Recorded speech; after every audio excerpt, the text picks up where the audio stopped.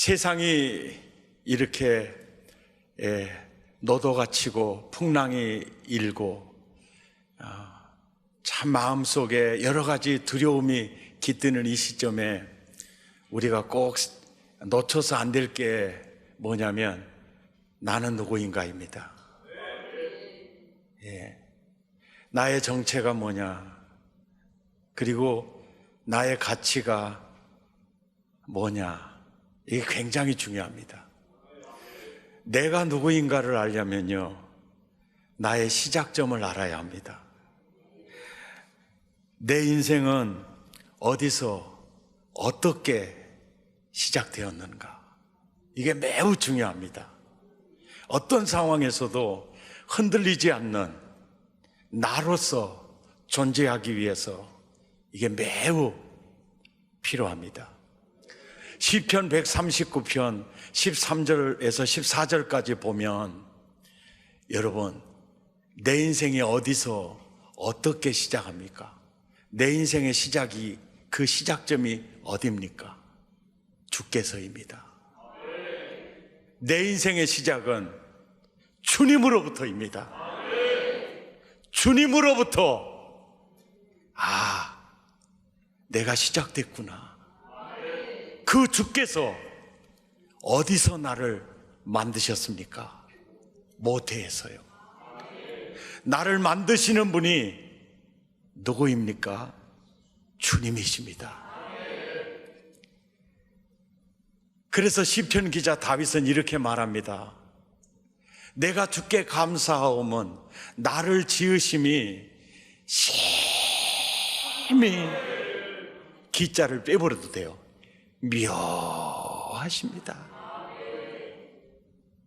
주께서 하시는 일이 기함을 내 영혼이 잘 압니다. 여기에서 시편 23편 1절이 고백이 나옵니다. 여호와는 나의 목자시니 내가 부족함이 없으리로다. 먹을 게 풍성해서 나 부족함이 없다, 이 고백 나오는 게 아닙니다. 내가 살고 있는 집이 커서 내 잔이 넘친다, 그러지 않습니다. 아무리 집이 크고 아무리 풍부한 기름진 것이 있어도요, 내 잔이 넘칩니다. 내가 부족함이 없습니다. 그 고백 안 나옵니다. 그 고백은요,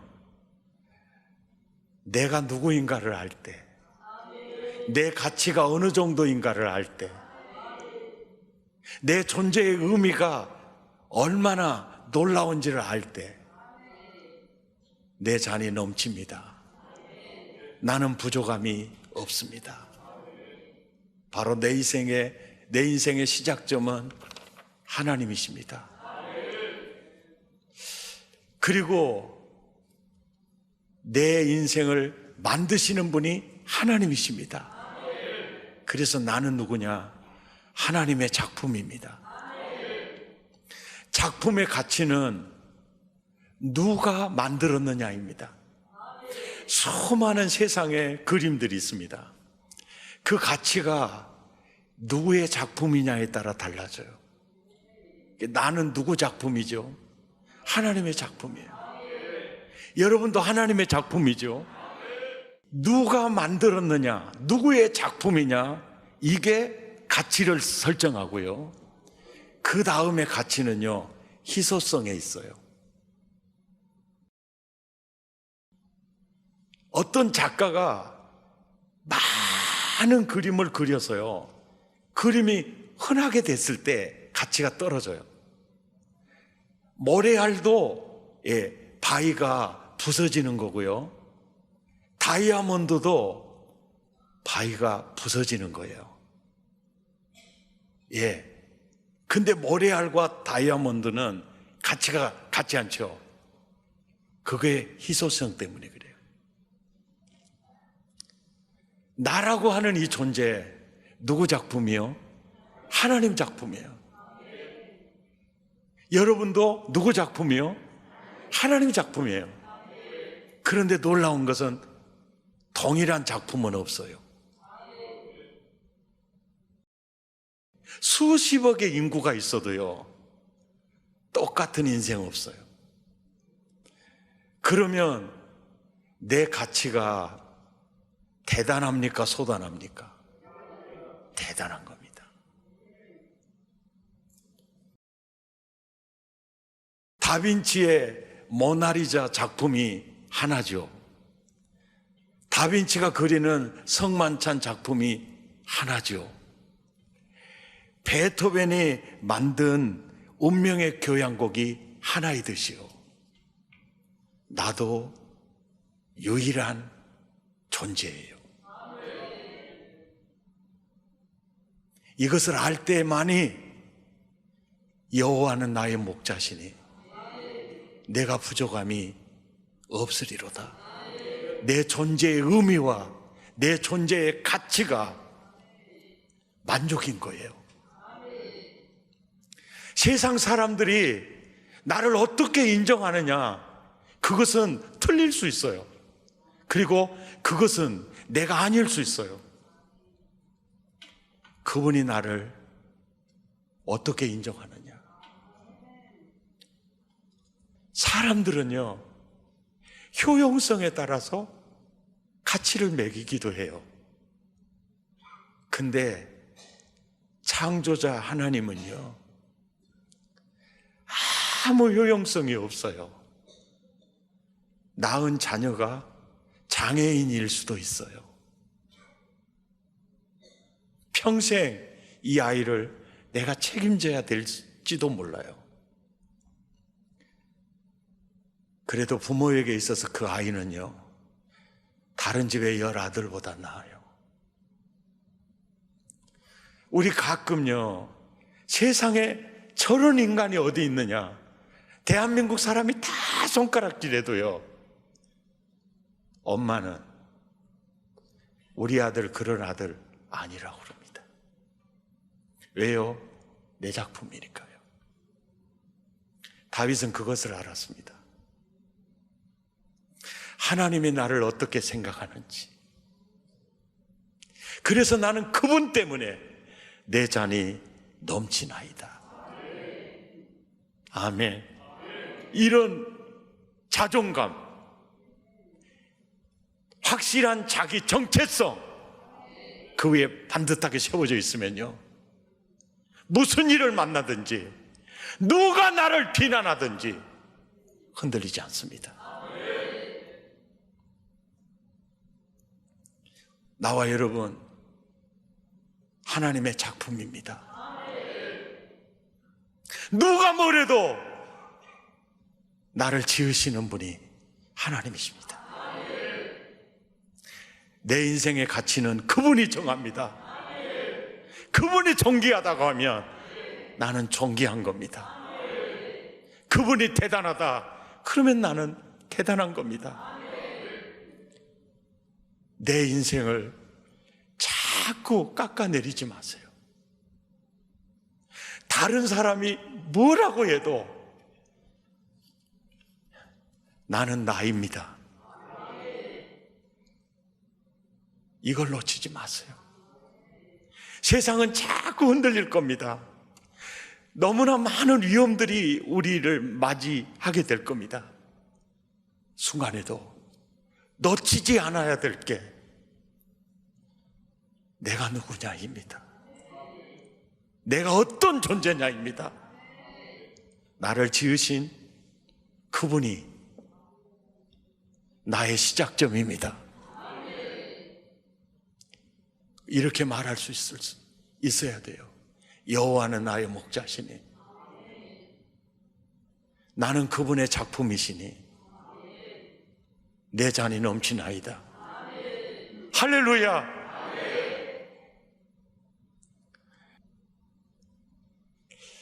저는 이 시편 23편을 다윗이 목동 시절에 외롭고 쓸쓸하고 힘겹게 양을 치다가 다가오시는 하나님을 만난 감격 속에서 그때 이 시를 기록했다라고 저는 확신하고 있었어요. 지난번에 부흥에 오신 유재명 목사님께서 이 시는 그의 아들 압살롬에게 쫓겨서 반란군에 쫓겨 궁을 버리고 피난길을 갈 때 기록한 시였다라고 얘기했어요. 내 생각과 그분의 생각이 다를 때 저는 틀렸다고 생각하지 않았어요. 제 귀가 번쩍 뜨였어요. 저분의 말이 맞을 수 있어. 그래서 그때부터 시편 23편을 다시 들여다보기를 시작했어요. 어떤 학자도 이 시가 언제 쓰여졌다 주장하는 사람은 없었어요. 그리고 어떤 근거도 없어요. 그 유목사님의 설교를 들으면서 내 생각이 틀릴 수 있다는 것을 발견하게 되었어요.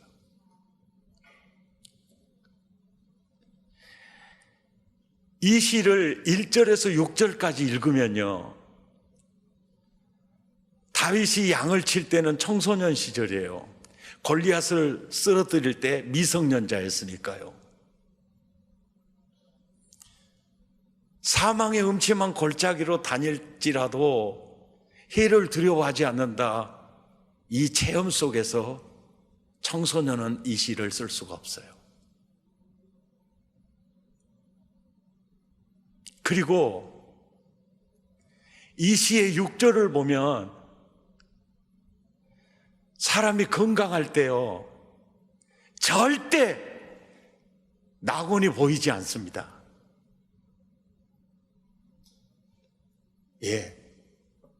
먹고 살만하고 세상이 너무 좋고 풍요로울 때 낙원은 절대로 보이지 않습니다. 밥 먹는 것도 힘들고 식사하고 양치질하는 것도 힘겹고 잠을 청하는데 잠이 오지 않고, 육신땡이 움직이는 거 정말 어렵구나.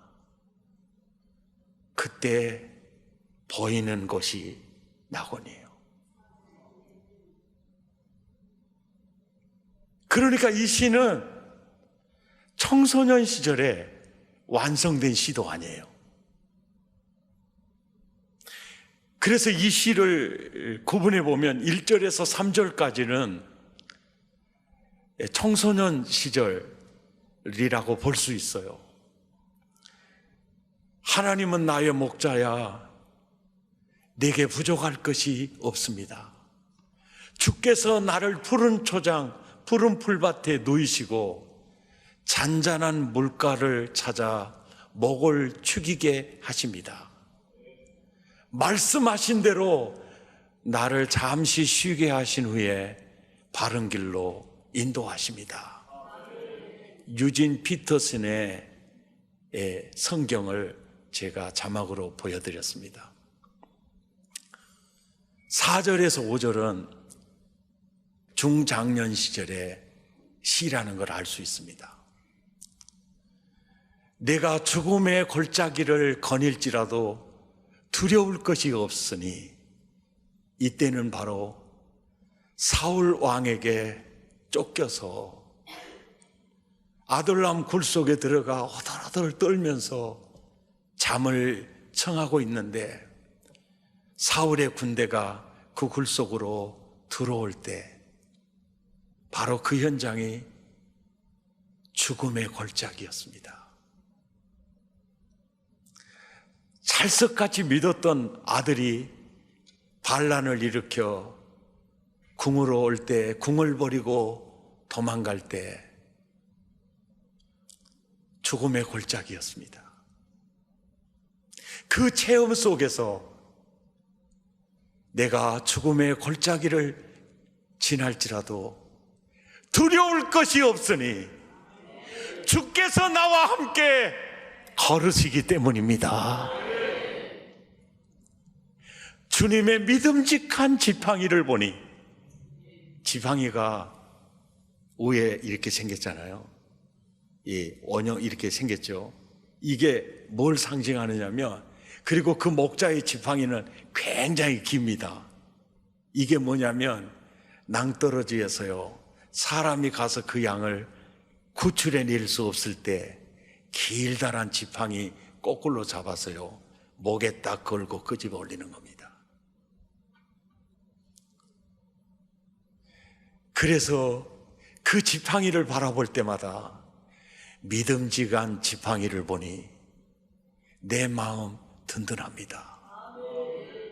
주께서 원수들이 보는 앞에서 내게 성대한 만찬을 차려주시고 축 처진 내 고개를, 축 처진 내 어깨를 세워주시니 내 잔이 넘치나이다. 이 체험이 없이 이 시가 나올 수 없잖아요. 그래서 제가 생각할 때 이 부분은 청장년 시절을 지날 때 아마 다윗이 이 시를 써서 덧붙였을 거다. 이건 제 생각입니다. 그리고 내 인생에 이제 석양에 그때 완성한 구절이 6절이었구나. 내 사는 동안 날마다 주님의 아름다움과 사랑이 나를 따르리니 나 하나님의 집으로 들어가 평생토록 그곳에서 살겠습니다. 이 부분은 청년 시절에, 힘이 있는 장년 시절에 나오는 시가 아닙니다. 인생 끝부분에 영원히 살 하나님의 집을 바라보고 있습니다. 세상 사람들은 그렇게 얘기합니다. 건강하게 오래오래 사는 것보다 더 중요한 것은 없다. 이건 세상적 가치관입니다. 오래 살았느냐보다 더 중요한 것이 있습니다. 그것은 어떻게 살았느냐입니다. 어떻게 살았느냐보다 더 중요한 것이 있습니다. 무엇을 위해 살았느냐? 무엇을 위해 살았느냐보다 더 중요한 것이 있습니다. 어디를 향해 가고 있느냐? 처음이요, 마지막을 결정하는 게 아닙니다. 마지막이 처음을 결정합니다. 마지막이 인생의 모든 것을 결정해요. 아멘입니까?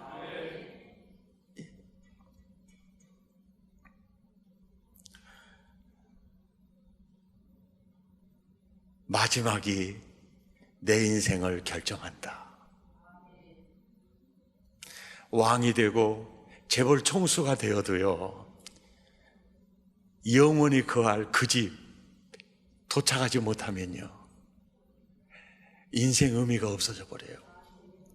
그 마지막이 인생을 결정해요. 다윗은 이걸 알았어요. 내 인생의 시작점도 하나님이시고 내 인생의 과정도 하나님이시고 내 인생의 끝도 하나님이시니 하나님은 내 인생의 모든 것입니다. 그 속에서 여호와는 나의 목자시니 내 인생의 시작도 과정도 끝도 하나님이시니 내가 부족함이 없으리로다. 내 잔이 넘치리로다. 우리 사랑의 가족들 가운데 본의 아니게 불의의 사고로 아들을 먼저 낙원으로 이민 보내신 분들 계시고 딸을 먼저 이민 보내신 분들도 계세요. 그러면서 좋은 일을 만나면 이런 세상도 체험하지 못하고 죽었다고 우리는 한없이 불쌍히 보고 있거든요. 그런데 영원한 집에서 사는 입성한 그 아들과 그 딸은요, 우리를 위해 중보기도 할 겁니다. 예.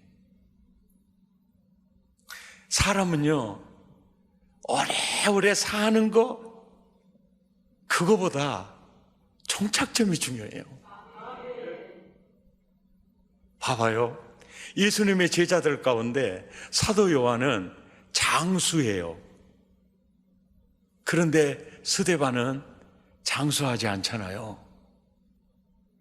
내가 영원히 여호와의 집에 거하리로다. 얼마나 장엄한 얘기입니까? 먼저 낙원으로 이민 간 아들과 딸, 주님과 함께 나를 위해 기도할 그 아들로 바라보세요. 그 슬퍼할 이유 없어요. 불쌍하다고 내가 채점할 이유도 없어요. 내 인생의 시작과 끝은 그분이 책임지시거든요. 아멘. 내 인생의 시작도 하나님이십니다. 끝도 하나님이십니다. 과정도 하나님이세요. 근데 그 하나님이 온실에서 나를 기르지 않으시고 시련의 골짜기, 죽음의 골짜기로 다니게 하시잖아요. 어떤 의미가 있을까? 뜻없는 것은 없어요. 사울에게 쫓기면서 하나님, 내가 왜 이런 길을 가야 하나요? 그때는 몰랐는데 나중에 네가 왕자리에 올랐을 때 사울 때문에, 사울 왕 때문에 네가 이처럼 고생하고 있는 이런 일은 있어서는 안 될 거다. 그가 교만했을 때, 온욕으로 7만 명이 죽어져 갈 때, 봐, 지도자가 잘못하면 백성이 이렇게 고생을 하는 거야. 너는 절대로 교만해서는 안 돼. 그렇게 믿었던 자기 아들이 반란을 일으켰을 때 중요한 메시지예요. 자식은 낳아서 기르는, 케어하는 건 할 수 있지만 의지할 대상은 아니다. 네 자식 절대로 의지할 대상은 아니다. 네가 의지해야 될 분은 오직 하나님 한 분이다. 아멘. 내가 의지할 분 하나님 한 분입니다. 이 사실을 절절히 깨달은 다윗이요, 하나님이 내 인생의 시작이고 내 인생의 끝이며 내 인생의 과정이시기에 나는 부족함이 없습니다. 내 잔이 넘치나이다. 할렐루야! 이 고백이 나오는 거예요. 이 시로 승리하시기를 바랍니다. 다윗의 시가 저는 제 시가 되기를 원하고요, 여러분 모두의 시가 되기를 원하고요, 어떤 상황에서도 거뜬하게 환경을 뛰어넘는 에너지가 되기를 원하고 디딤돌이 되기를 원하고, 이것이 바로 나 자체가 되기를 예수 이름으로 축복합니다.